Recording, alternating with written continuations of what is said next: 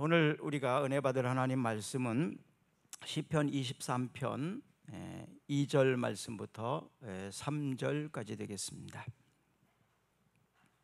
우리 같이 읽겠습니다.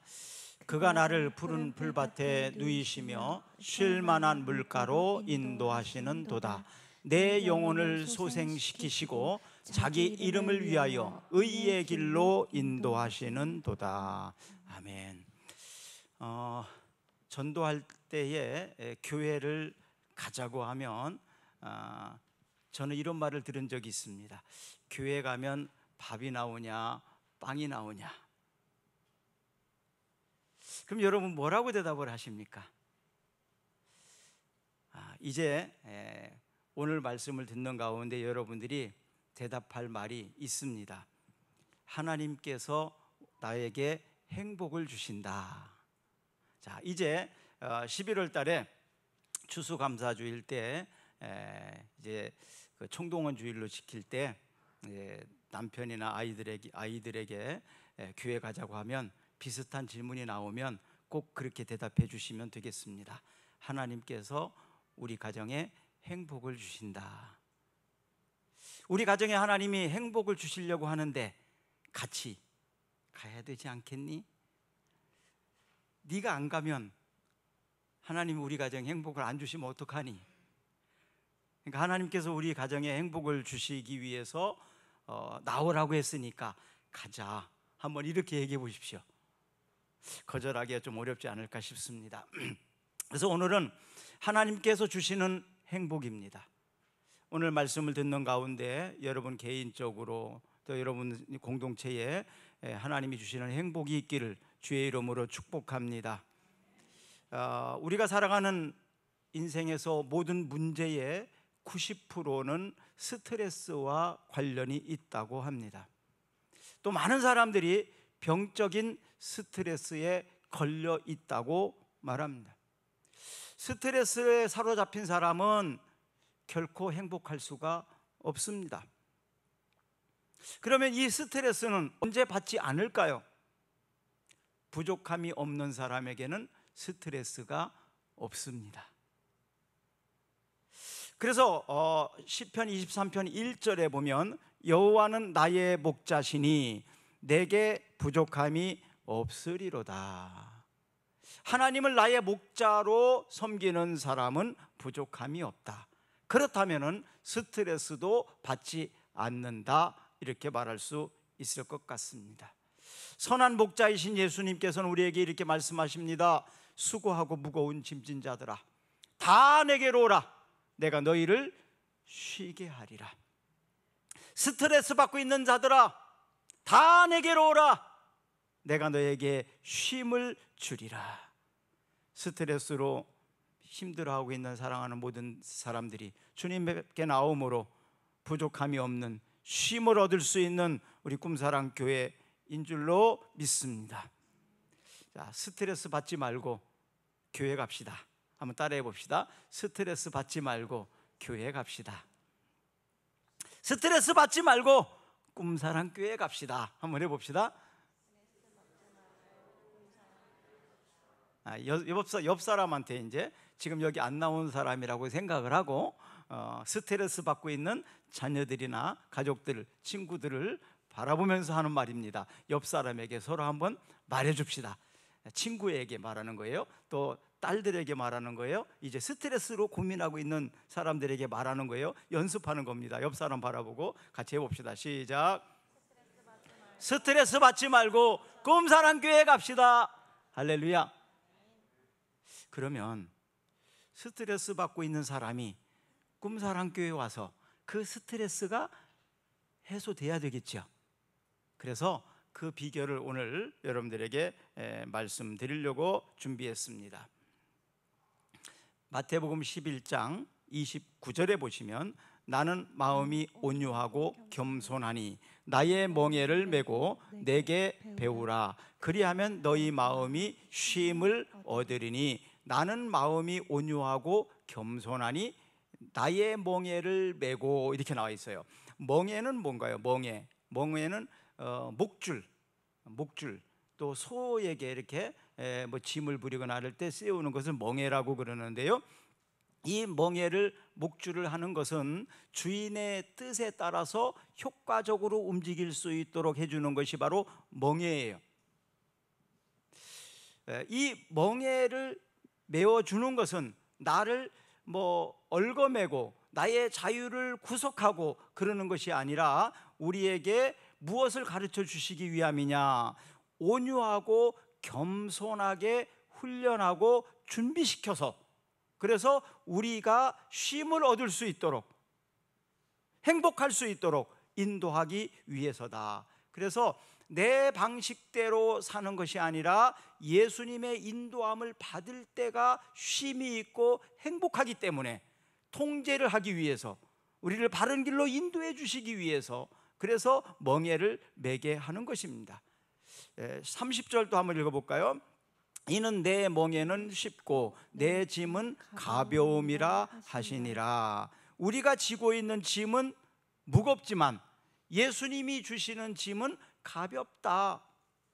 같은 짐이라도요, 사람에 따라서 또 자신의 어떤 건강에 따라서 그 짐이 무겁게 느껴질 수도 있고 가볍게 느껴질 수도 있습니다. 내가 지금 너무너무 짐이 무거워서 힘들어서 쓰러질 것 같을 때, 힘들고 지쳐 낭망하고 힘들 때, 그렇죠? 그럴 때 주님이 우리의 무거운 짐을 덜어주시겠다는 것입니다. 가볍게 해주시겠다는 거예요. 내가 도저히 그 짐을 지고 일어날 힘이 없을 때 그 짐을 주님이 맡아주시겠다는 것입니다. 사랑하는 여러분, 지금 어떤 짐을 지고 계십니까? 어떤 무거운 짐 때문에 힘들어하고 계십니까? 그 짐을 그대로 가지고 주님 앞으로 나오세요. 그리고 주님 앞에 내려놓으세요. 주님이 우리의 짐을 덜어 주시겠다고 합니다. 마음의 짐이 있습니다. 또 어떤 사람들을 통해서 받는 스트레스, 이 모든 것들이 짐이에요. 지금 무슨 짐 때문에, 어떤 짐 때문에 힘들어하고 계십니까? 가지고 나오세요. 수고하고 무거운 짐진 자들아 다 내게로 오라, 내가 너희를 쉬게 하리라, 이렇게 약속하셨잖아요. 내가 먼저 주님 이 짐을 가지고 가겠습니다, 이 짐을 좀 맡아주세요, 내가 먼저 청구하는 것이 아니라 주님이 먼저 우리에게 제시하신 거예요. 수고하고 무거운 짐을 지고 있느냐? 가지고 와라, 내가 너를 쉬게 하겠다. 주님이 먼저 손을 내밀고 계신다는 것입니다. 그러니 우리는 주님 앞에 나갈 때 외면받지 않을 거예요. 왜? 주님이 먼저 말씀하셨으니까 그 말씀에 따라 가면 되는 거예요. 어떤 짐 때문에 힘들어 하십니까? 의기소침해하고 계십니까? 그 짐을 가지고 주님 앞에 나오세요. 그 주님이 그 무거운 짐을 덜어주십니다. 또 그 짐을 질 만한 능력을 주실 수도 있어요. 같은 짐이라도 무겁게 느껴질 때가 있고 가볍게 느껴질 때가 있잖아요. 무거울 때는 내가 힘들지만 그 짐이 가볍게 느껴지면 별거 아니에요. 그냥 둘러매고 뛰어가도 되는 거예요. 주님이 우리의 무거운 짐을 대신 져주든지 아니면 그 짐을 충분히 질 수 있는 능력과 힘을 주시든지, 어쨌든 우리가 지고 있는 그 무거운 짐이 가볍게 된다, 이 말입니다. 예수님께 나오면 무거운 짐이 가벼워집니다. 그래서 우리가 초청을 할 때 그렇게 말할 수 있는 거예요. 스트레스 받지 말고 예수님께 나가자고. 무거운 당신의 짐을 주님 앞에 나가서 내려놓자고. 주님이 가볍게 해주실 것이다. 주님이 충분히 감당할 능력을 주실 거라고 위로하자는 얘기입니다. 선한 목자 예수님께서는 우리를 위로하고 격려하고 계십니다. 그렇게 또 하기를 원하셔서 이렇게 말씀을 하신 것입니다. 그리스도인은 하나님의 말씀을 먹고 성령의 인도함을 받을 때 안식할 수 있어요. 같은 짐이라도 밥을 잘 먹고 힘을 좀 비축해서 이렇게 갈 때 하고 배고파서 굶주려 있을 때 운동을 하거나 그 짐을 지려고 하면 차이가 많이 납니다. 힘들어서 감당할 수 없을 수도 있습니다. 그래서 쉼이라는 것은 아무것도 안 한다라기보다는 예수님께 나오게 되면 쉼을 얻을 수 있다. 그래서 우리가 배워야 된다고 말하는 것입니다. 배워야 된다. 예수님이 무엇을 배워야 될까요? 온유하고 겸손한 것을 배워야 된다는 것입니다.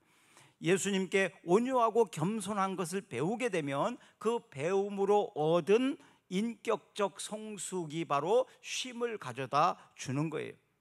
교만한 사람이나 온유하지 않은 사람에게는 쉼이 없습니다. 항상 불안합니다. 그래서 오늘 본문 2절에 보면 그가 나를 푸른 풀밭에 누이시며 쉴 만한 물가로 인도하시는도다 이렇게 나오는데요. 이건 양의 특성을 좀 알아야 이해를 하기가 쉽습니다. 양은 어떤 다툼이 있고 힘들게 되면 또 배고프다고 생각이 되면 풀밭에 눕질 않습니다. 배부르고 편안하면 그냥 풀밭에 눕습니다. 근데 배고프면 절대 눕질 않아요. 또 어떤 위협감을 느낀다거나 불안하거나 그러면 풀밭에 눕질 않아요. 그래서 그 생각을 해보면서 다시 2절을 한번 읽겠습니다. 그가 나를 푸른 풀밭에 누이시며 쉴 만한 물가로 인도하시는 도다. 상당히 목가적인 표현. 배부르고 안정감이 생기고 마음이 편안하니까 풀밭에 누울 수 있다. 목자를 만나게 되면 이렇게 된다는 얘기입니다. 양에게 그러면 평화가 없는 이유 중에 하나는요, 뭘까요? 배고픈 것도 있지만 서로 잘 싸우기 때문에 그렇습니다. 양들은 옆에 있는 양들이 그냥 쉬는 꼴을 못 본다고 그래요. 그래서 자꾸 괴롭힌답니다. 다투기 때문에 양들이 평화가 일어나지를 않는다고 그래요. 그럼 이 다툼은 어디서 일어날까요? 사람들도 똑같은 것 같아요. 비교하고 경쟁하며 살기 때문에 스트레스 받고 자꾸 다툼이 일어나는 것입니다.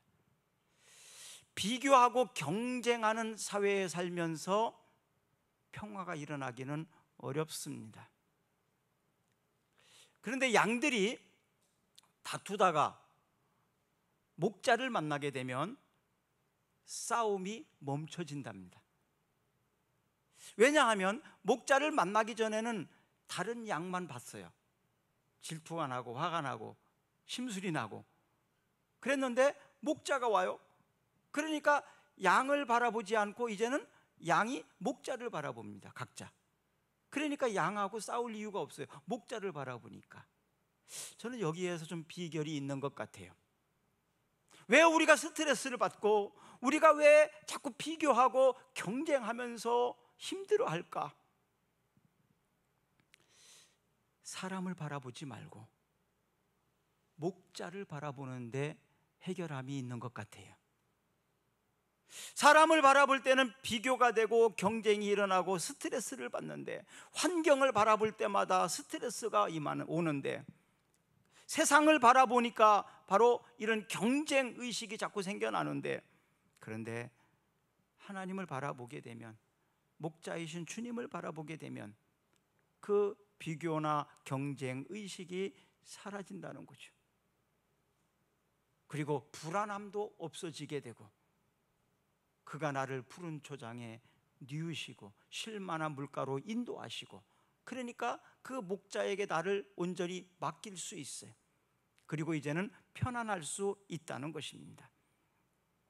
우리가 세상을 바라보고 다른 사람과 비교하고 경쟁하고 다투는 그것 때문에 바로 스트레스의 원인이 되지 않는가?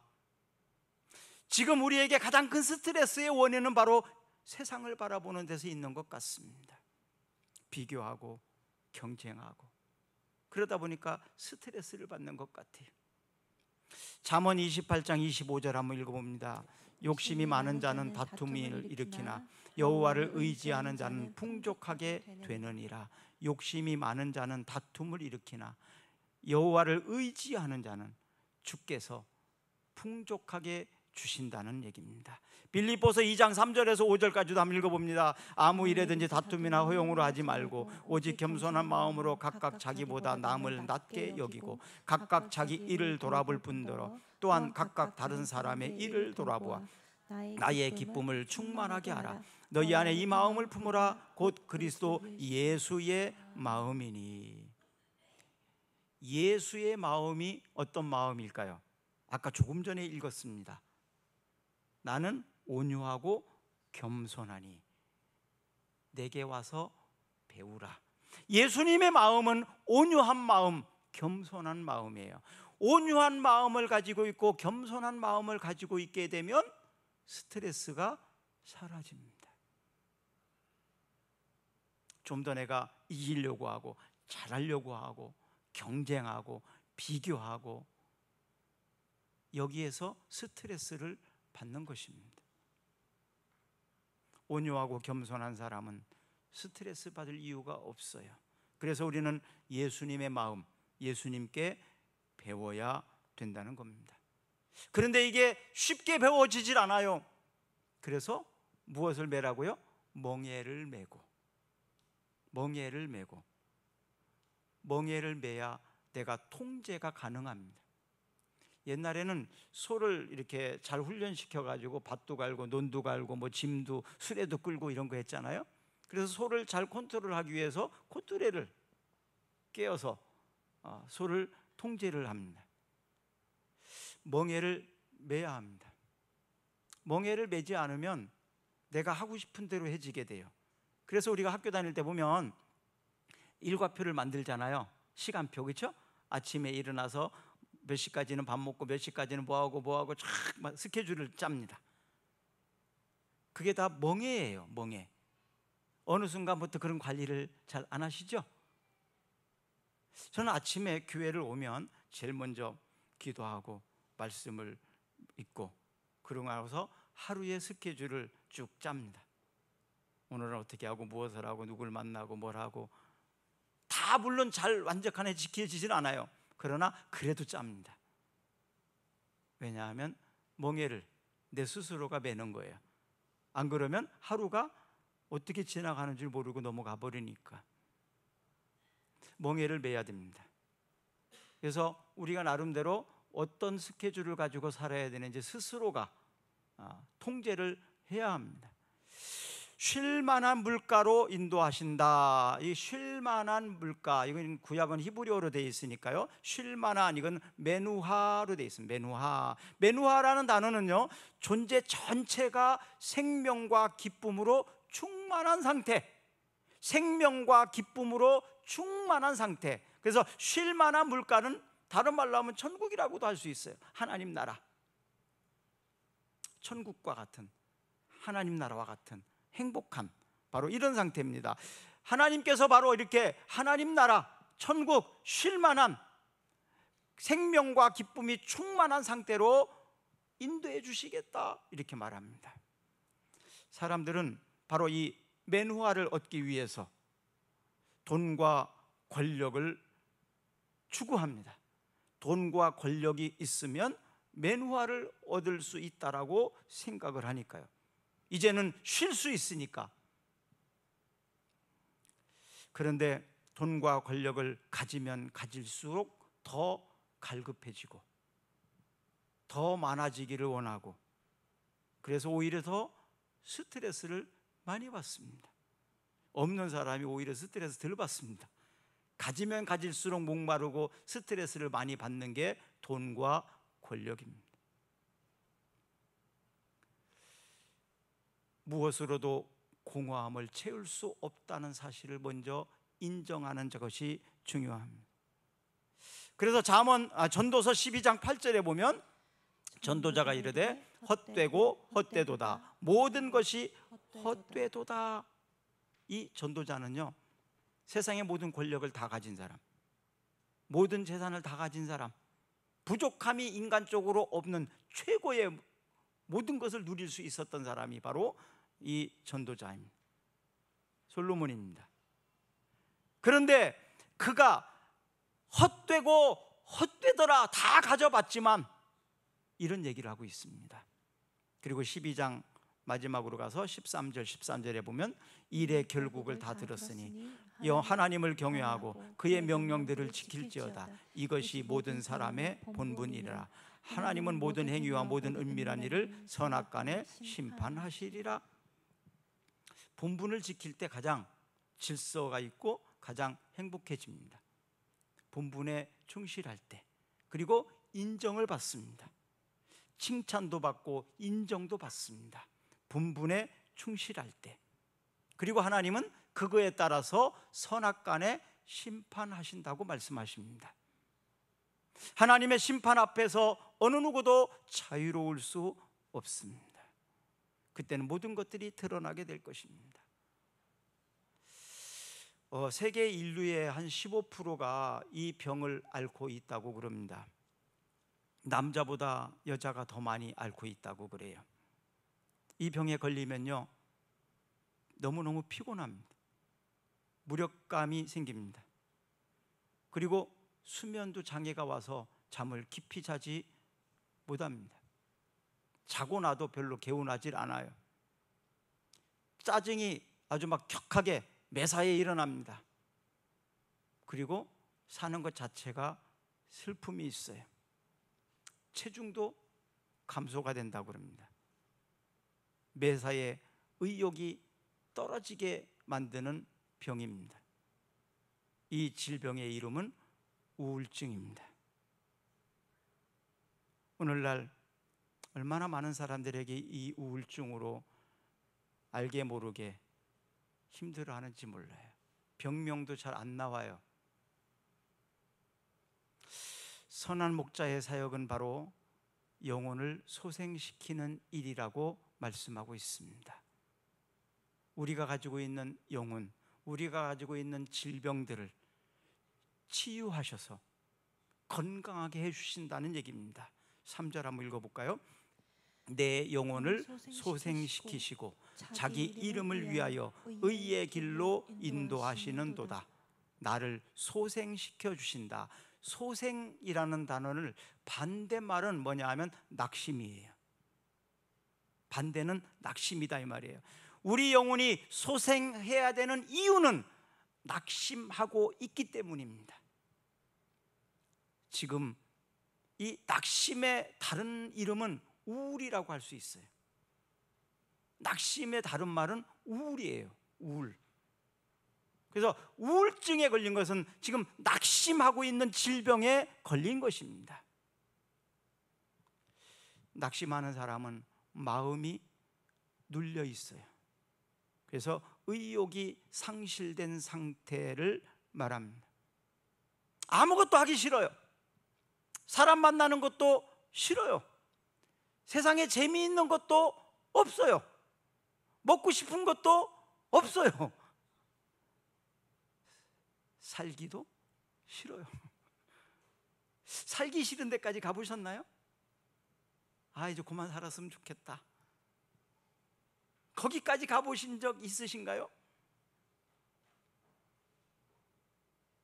저는 가봤어요. 이제 그만 살았으면 좋겠다. 빨리 그냥 하나님 나라 갔으면 좋겠다. 그때 나를 소생시켜 주신 것은 나의 목자이신 예수님이셨습니다. 세상에 그 어떤 것도 아니었어요. 내 영혼을 소생시키시고 자기 이름을 위하여 의의 길로 인도하시는도다.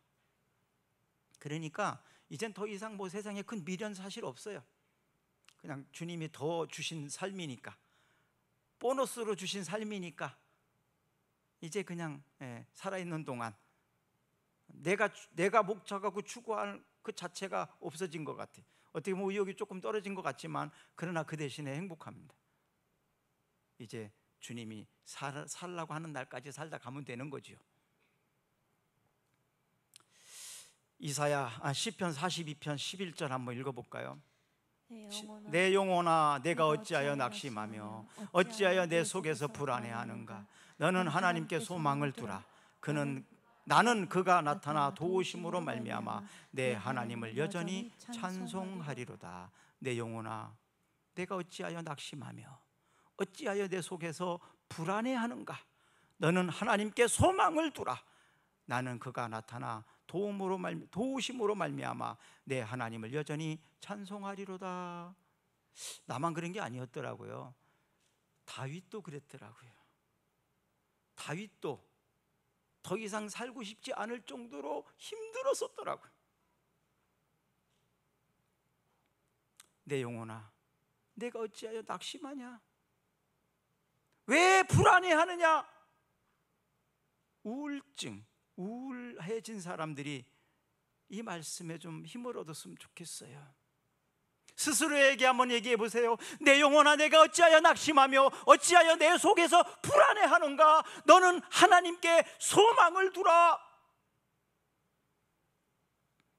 그가 나타나 도우심으로 말미암아 내 하나님을 여전히 찬송하리로다. 고린도후서 1장 8절과 9절 한번 읽어봅니다. 형제들아 우리가 아시아에서 당한 환난을 너희가 모르기를 원하지 아니하노니 힘이 겹도록 심한 고난을 당하여 살 소망까지 끊어지고 우리는 우리 자신의 사형 선고를 받은 줄 알았으니 이는 우리가 자기를 의지하지 말고 오직 죽은 자를 다시 살리시는 하나님만 의지하게 하심이라. 우리가 이렇게 힘들어지고 소망이 끊어진 것만큼 힘들 위기가 찾아온 것은 세상의 그 어떤 것도 의지할 대상이 아니라는 걸 알게 하기 위함이라는 겁니다. 그리고 세상의 그 어떤 것으로부터 내가 사랑을 요구하고 사랑받고 싶어 하는 것 자체도 무익하다는 걸 가르쳐 주는 것입니다. 이제는 세상의 것에 의지하지 마라. 그리고 세상의 것으로부터 사랑받으려고 하지 마라. 하나님만 의지해라. 그리고 사랑받으려고 하지 말고 이제는 사랑하는 자가 되라. 그것을 가르쳐 주시기 위해서 하나님만 의지하도록 하기 위해서 세상의 그 모든 것들을 끊어놓도록 의지할 대상이 아니라는 것을 알게 하셨다는 사실입니다. 행복은 바로 여기에서 시작됩니다. 사랑을 받고 싶은 욕구가 크면 클수록 갈급함이 많아요. 힘들어집니다. 그런데 이제는 사랑하려고 하면 오히려 거기에서 행복이 옵니다. 세상의 것들로 의지하려고 할 때마다 의지할 대상이 아니라는 것 때문에 힘들어집니다. 하나님을 의지할 때 거기에서 하나님이 우리의 위로와 격려가 되어 주십니다. 이런 사람이 있었는데요, 엘리야입니다. 이 엘리야가 육체적으로 힘들어 있을 때 하나님께서 그에게 쉼을 주셨어요. 육체적으로 피곤해도 힘들어질 수 있어요. 육체가 너무나 힘들면. 그래서 이런 사람에게는 휴식이 필요합니다. 쉼이 필요합니다. 이런 사람에게는요, 경제적인 어떤 생활 태도나 사람을 너무 의식하거나 사람들하고 비교하려고 하거나 뭘 좀 잘해 보려고 한다거나 이런 것들을 조금 내려놓을 필요가 있어요. 식습관도 좀 변화가 필요합니다. 규칙적인 운동도 필요합니다. 그래서 몸도 관리를 해야 합니다. 몸이 힘들면 모든 것들이 다 지치니까요. 그래서 엘리야를 하나님이 소생시켜 주시는 과정을 보게 되면 엘리야가 갈멜산에서 바알의 선지자 450명과 영적 전쟁을 치르죠. 제단을 쌓고 하늘에서 불이 내리는 것이 진짜 신이다, 참 신이다. 그래서 바알의 선지자 450명이 바알을 외쳤지만 그들이 불을 내리지 않았잖아요. 엘리야 제단에만 불이 내렸습니다. 그래서 이 엘리야는 기손 시내로 가서 바알의 선지자들을 다 죽여버립니다. 이 사실을 알고 있었던 바알을 믿었던 이세벨, 아합의 아내죠. 이세벨이 그래 내 제자들을 네가 다 죽였어, 너도 내가 죽여버릴 거야 하고 이세벨이 엘리야를 협박합니다. 그때 이 바알의 선지자 450명과의 영적 전투에서도 담대했던 사람 엘리야가 한 여인 이세벨의 협박에 두려움을 가지고 피하게 되죠. 열왕기상 19장 6절 7절 한번 읽어볼까요? 본즉 머리맡에 숯불에 구운 떡과 한 병 물이 있더라. 이에 먹고 마시고 다시 누웠더니 여호와의 천사가 또다시 와서 어루만지며 이르되 일어나 먹으라. 내가 갈 길을 내 다 가지 못할까 하노라 하는지라. 엘리야에게 먹을 것을 주시고 일단은 육체적으로 쉼을 주시면서 내 길을 내가 인도할 거다. 먹어라, 먹고 힘 좀 내라, 이런 얘기입니다. 먹고 힘을 내라, 이런 얘기예요. 까마귀를 통해서 먹을 것을 공급하셨던 하나님, 엘리야의 육체적 회복을 시키시고 그리고 이제 갈멜산으로 인도하십니다. 육적인 회복은 이 기손 시내가에서 일어났다면 영적 회복은 바로 호렙산에서 영적 회복이 일어나게 됩니다. 엘리야가 건강할 때는요, 영적으로 충만할 때는요, 하나님 말씀 없이 행동한 적이 없어요. 기도하지 않고 말한 적이 없어요. 그런데 이세벨의 위협에 두려움을 느꼈을 때 두려운 마음이 들어오게 되니까 위급한 생각이 들잖아요. 그때 하나님의 말씀이나 기도하지 않고 그냥 생각대로 움직인 거예요. 그러다가 이렇게 낙심하게 된 것입니다. 우리가 세상을 바라볼 때 두려움을 느낄 수 있어요. 나의 한계를 느낄 수 있어요. 내가 뭔가를 이루려고 달려가다가 지칠 때가 있어요. 힘에 겨울 때가 있어요. 이때 우리가 하나님의 말씀과 기도를 통해서 힘을 얻어야 되는데 너무나 지쳐 있으면, 두려움을 느끼면 말씀보다는, 기도보다는 내 그때의 느낌이나 감정이나 환경을 바라보고 행동할 때가 많습니다. 그러면 바로 이 엘리야처럼 낙심하게 된다는 거예요. 말씀과 기도 없이 행동하면 낙심에 빠지게 됩니다. 열왕기상 19장 3절 한번 읽어볼까요? 그가 이 형편을 보고 일어나 자기의 생명을 위해 도망하여 유다에 속한 브엘사바에 이르러 자기의 사환을 그곳에 머물게 하고, 이 형편을 보고, 바로 내 형편을 보고 이럴 때 낙심하게 된다는 것입니다. 내 형편을 바라보지 말자는 거예요. 그리고 기도하고 잠잠히 하나님이 하시는 일을 바라보고 하나님이 역사하시는 것을 바라봐라, 이 얘기입니다. 자, 아까 읽었던 시편 40편으로 다시 돌아가 봅니다. 11절 한번 읽어봅니다. 내 영혼아, 내가 어찌하여 낙심하며 어찌하여 내 속에 불안해하는가. 너는 하나님께 소망을 두라. 나는 그가 나타나 도우심으로 말미암아 내 하나님을 여전히 찬송하리로다. 이게 앞에하고 거의 비슷하거든요. 그래서 같은 구절인 줄 착각할 수 있어요. 근데 뒤에 조금 틀려요. 내 영혼아, 내가 어찌하여 낙심하며 어찌하여 내 속에서 불안해하는가. 너는 하나님께 소망을 두라. 나는 그가 나타나 도우심으로 말미암아 내 하나님을 여전히 찬송하리로다. 베드로는 예수님께서 십자가를 지시기 전에 겟세마네 동산에 가서 같이 기도하자고 데리고 갔어요. 근데 예수님께서는 너무나 힘들게 기도하고 있는데 베드로는 그 사정을 모르고 기도하다가 졸았어요. 예수님 몇 번 가서 깨웠지만 여전히 졸고 말았어요. 결국 기도하지 않았다는 얘기죠. 예수님은 기도하고 어떤 모욕이 와도, 어떤 힘든 일이 와도 십자가를 굳건하게 지고, 무슨 말을 해도 예수님은 끝까지 십자가를 지고 가십니다.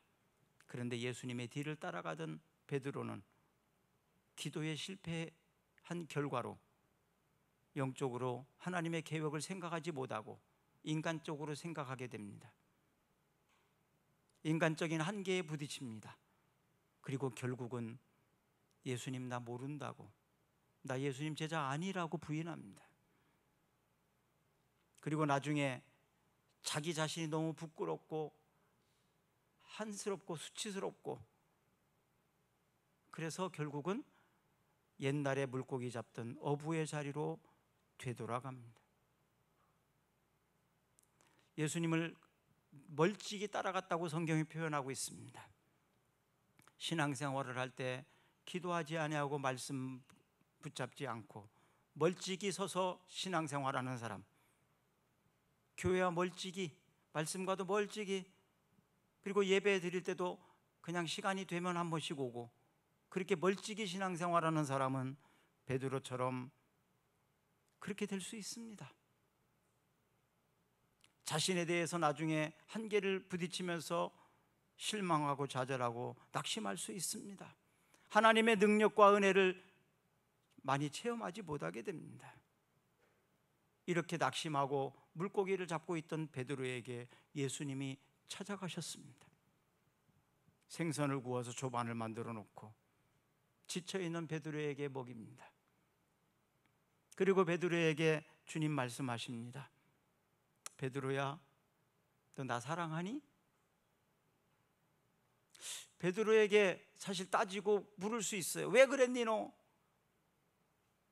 그렇게 하지 않으셨어요. 베드로야, 너 나 사랑하니? 베드로 염치는 없지만 주님 사랑하는 것은 분명하거든요. 주님 사랑합니다. 3번을 묻습니다. 베드로야, 너 사랑하니? 나 사랑하니? 주님이 아시지 않습니까? 내가 주님을 얼마나 사랑하는지. 내가 비록 이런 처지에 와 있지만, 제자의 길을 걸어간다고 따라가다가 다시 돌아와서 이렇게 살고 있지만, 내가 주님 사랑하는 것만은 분명한지. 그때 주님 말씀하십니다. 내 양을 먹이라. 사람 낚는 어부가 되라, 이 얘기입니다. 베드로를 찾아오셔서 소생시켜 주신 것입니다. 지금 어려운 형편을 바라보며 스트레스 받고 우울해 있는 우리에게 주님 말씀하십니다. 그가 나를 푸른 조장에 누이시며 쉴 만한 물가로 인도하시는도다. 내 영혼을 소생시키시고 자기 이름을 위하여 의의 길로 인도하시는 도다. 나를 생각해서도 그렇지만 주님이 나를 먼저 부르신 자로서의 책임도 있습니다. 그래서 여호와 하나님의 이름을 걸고 나를 소생시켜 주시겠다는 것입니다. 결국 하나님의 이름을 걸고 하는 곳에 뭐가 잘못될 수 있겠습니까? 나를 택하신 하나님, 나를 부르신 하나님, 내가 주님을 사랑하는 것보다 나를 더 사랑하시는 주님이잖아요. 그가 나를 아들이라 부르셨습니다. 그가 나를 딸이라고 부르셨습니다. 그가 우리를 소생시켜 주시려고 이 시간 우리에게 이름을 부르십니다. 형편을 바라보지 마세요. 내 처지를 바라보지 마세요. 주님께 소망을 두고 믿음의 길을 걸어가겠다고만 하면 됩니다. 주님 사랑한다고만 하면 됩니다. 주님 나에게 멍에를 씌워달라고, 그 멍에를 메고 가겠다고만 하시면 됩니다. 그 다음부터는 누가? 우리의 목자이신 주님이 나에게 멍에를 씌워서 나를 의의 길로 인도하십니다. 내가 다 할 거라고 생각하지 마세요. 내가 책임질 거라고 생각하지 마세요. 책임질 수도 없고 그런 능력도 없습니다. 주님이 이끌어 주시는 것에 한 걸음 한 걸음 순종하며 따라가면 되는 거예요. 그러면 결국 의의 길로 인도하십니다. 쉴 만한 물가로 인도해 주십니다. 결국 쉴 만한 물가에 도달하게 되고 우리는 행복하게 됩니다. 한 걸음 한 걸음 나아갑시다. 주님이 우리를 행복으로 초대하십니다. 주님이 우리를 행복하게 하시겠다고 약속하십니다. 이 비밀을 모르니까 사람들은 교회를 안 오고 예배를 소홀히 하는 거예요. 내 평생 예배하리라. 내 평생 주님의 멍에를 메고 걸어가리라. 주님이 나를 행복하게 하실 것이니까. 그래서 그 소망이 있기 때문에, 그걸 확신하기 때문에 한 걸음 한 걸음 걸어가는 것이, 그냥 사는 것이 행복한 거예요. 나는 행복합니다. 여러분도 행복하시기를 바랍니다. 우리 다 같이 일어나셔서 찬양했으면 좋겠습니다.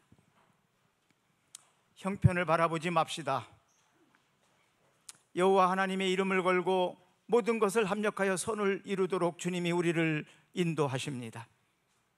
그는 쉴만한 물가로 의의 길로 인도해 주셔서 결국 우리가 행복하게 될 것입니다. 우리 찬양합시다.